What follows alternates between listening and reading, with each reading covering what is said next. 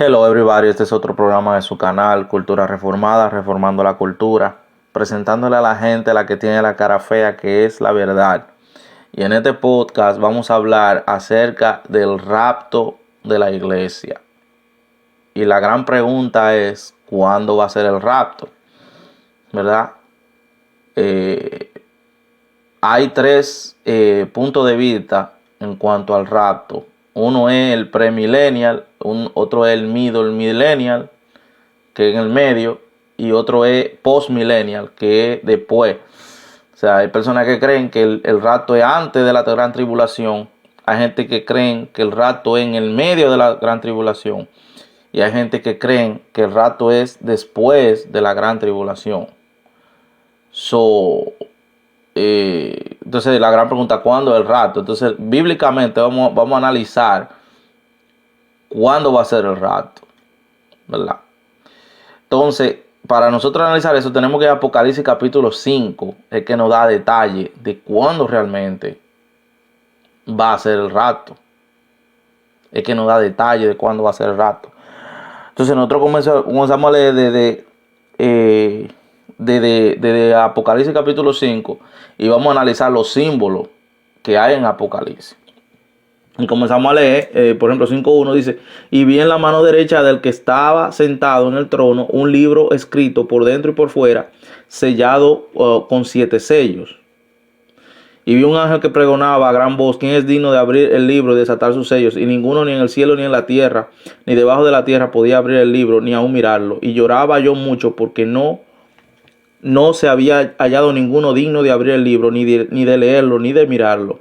Y uno de los ancianos me dijo: no llores, he aquí el león de la tribu de Judá, la raíz de David, ha vencido para abrir el libro y desatar sus 7 sellos. ¿Verdad? Hasta ahí vamos a dejarlo. Entonces, ¿qué representa el libro? Para nosotros analizar este tipo de simbología, no tenemos que irnos al pasado. Nosotros tenemos que irnos cómo era que el mismo Juan estaba mirando la cosa. No es como ahora. Muchas veces cuando una gente entiende el libro, la entiende que es el libro como la Biblia, como un libro que tú tienes. No, en el pasado los libros eran rollos de papiro, ¿verdad? Como un rollo de papiro que tú lo envuelves, así eran los libros. Los libros eran rollos de papiro. O sea que lo que Juan está mirando no es un libro como tú lo estás mirando. O sea, como nosotros lo vemos hoy en día, moderno, lo estamos viendo como un rollo de papiro envuelto. Entonces, ¿qué pasa? Que el libro tiene sellos. ¿Qué sucede? Habían diferentes tipos de sellos en el Antiguo Testamento. O sea, cuando tú sellabas una cosa, en primer lugar, el sello era como un tipo de autoridad y también era un tipo como de autenticación. O sea, el sello representaba como la autoridad de un rey, ¿verdad? La autoridad de un rey. O sea, muchas veces los sellos eran por sangre. El rey dejaba caer una gota de sangre y lo sellaba con su anillo. Y ese anillo se quedaba grabado. Entonces ese anillo él solamente lo tenía el rey. Y eso lo vemos también en el Antiguo Testamento, lo vemos en el Imperio, que los reyes sellaban con su anillo, ¿verdad? Ellos lo sellaban con su anillo. También era por medio de tinta, dejaban caer tinta y lo sellaban, entonces quedaba la marca del anillo del rey. Y entonces, ¿qué podríamos decir? Que el rollo estaba sellado. Si, yo creo que se acuerdan, las personas que se acuerdan, en República Dominicana todavía, cuando tú comprabas cartulina, ¿verdad? O en América Latina, tú comprabas cartulina y lo sellaban, lo rollaban y lo sellaban con tape. Así más o menos es la imagen que se está presentando aquí, ¿verdad? La imagen que se está, también, entonces, ¿qué pasa? También pudo haber sido sellado con algún tipo de, de cuerda. Tal vez, muchas veces, también lo vemos en la película, que lo enrollaban para que no se desenrollara. Lo enrollaban para que fuera y lo amarraban con cuerda. Probablemente lo que Juan está mirando son cuerdas, ¿verdad? O probablemente estaba sellado, así mismo como estaba diciendo, ese pegamento, la sangre o la tinta sellaban el rollo. Eso es probablemente lo que Dios le está mostrando a Juan. ¿Qué sucede? Que ¿qué sucede? Que el libro lo que representa es la ira de Dios. La ira de Dios representa. Otra cosa, que los rollos o eran en papiro o eran pedazos de piel de animal también. Podían ser piel de animal. Y la piel de animal, el cuero de animal, se desdobla. Si tú lo doblas y no le pones un sello, se desdobla. Ok, ¿cuál es la representación del cordero? El cordero es representación de Jesucristo, ¿verdad? El cordero es representación de Jesucristo. Y Jesucristo es el juez, ¿verdad? Es el juez. Decimos que Jesucristo es el juez.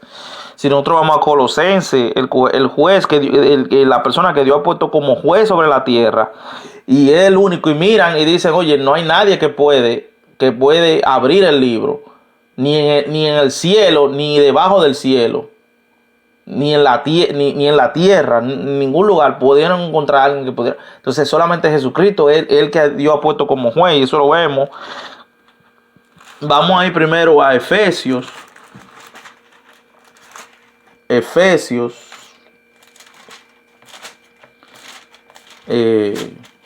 Capítulo 1 del 20 al 23.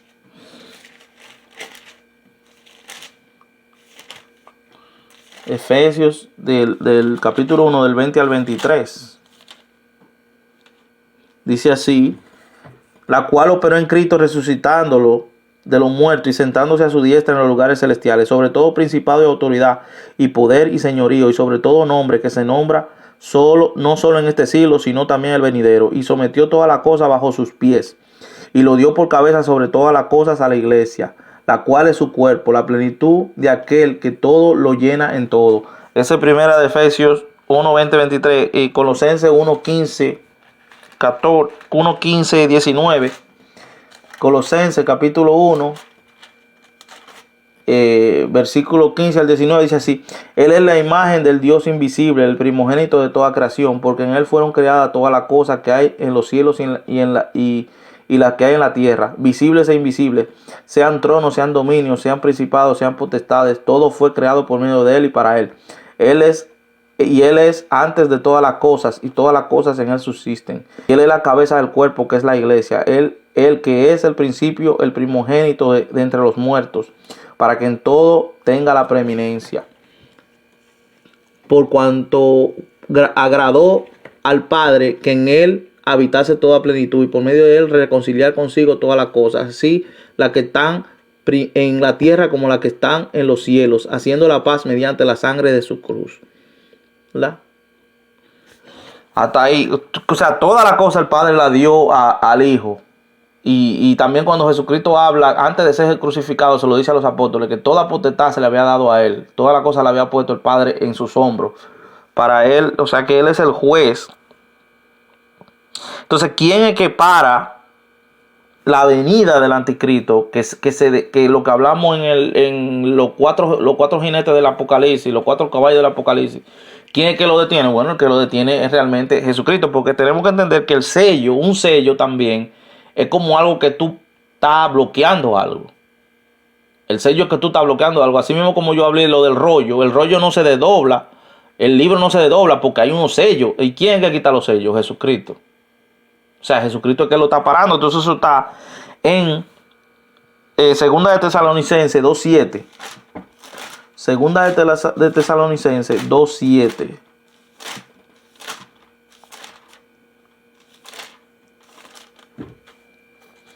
Segunda de Tesalonicenses 2, capítulo 2.7. Que dice así, esa primera, segunda, aquí está. 2.7 dice así: porque ya está en acción el ministerio de la iniquidad, solo que hay quien al presente lo detiene hasta que él a su vez se ha quitado de en medio, ¿verdad? Se ha quitado de en medio. Entonces Jesucristo en el Apocalipsis es que quita los sellos, y después de que él quita los sellos es que vienen los 4, es que viene toda esa catástrofe. Ahora, ¿quién, como dicen en el Colosenses, Él es la cabeza de la iglesia? Él está usando la iglesia para detener. ¿Cómo la iglesia detiene? Con oraciones. ¿Cómo la iglesia detiene? Cada vez que Dios le revela algo a la iglesia dice, cuidado por ahí, que por ahí viene algo. Y la gente se cuida, la gente se convierte, la gente esto. ¿Entiendes? Entonces Cristo usando a la iglesia. Que vuelven otra vez y dicen, no, que es la iglesia, que es una especulación. ¿Qué especulación de qué? El único que puede detener el ministerio de la iniquidad es Dios, no a nadie.